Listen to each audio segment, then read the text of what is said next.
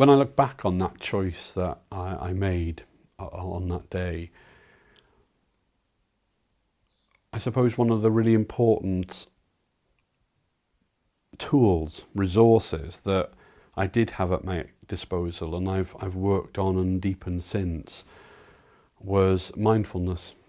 And we hear a lot about mindfulness nowadays. It seems to be the sort of the in buzzword. Everyone's saying, oh, I've done a mindfulness this and a mindfulness that, and it's all about mindfulness. But for me, my mindfulness practice is key. Now, what do I mean by mindfulness? For me, mindfulness is about turning up. It's about arriving.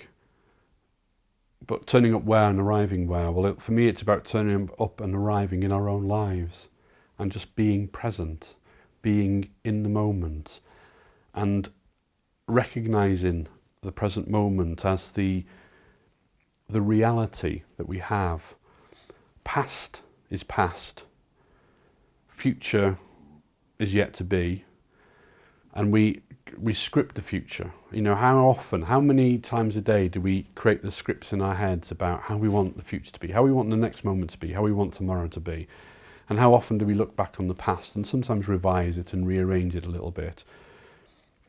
But the true gift that we all have is just that present moment. And for me, mindfulness is learning to really exist in that present moment in a real, honest, compassionate, non-judgmental, and just engaging sort of way.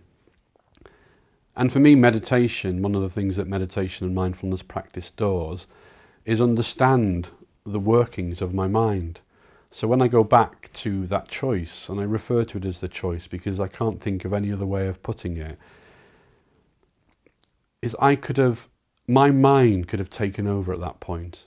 I could have just got lost in the drama and the thoughts that would suddenly explode in my mind, and they did, about how I can't cope, how I won't be able to cope being a single dad, how I'm losing the most important person in my life, how this and that and this will happen, and script after script was written.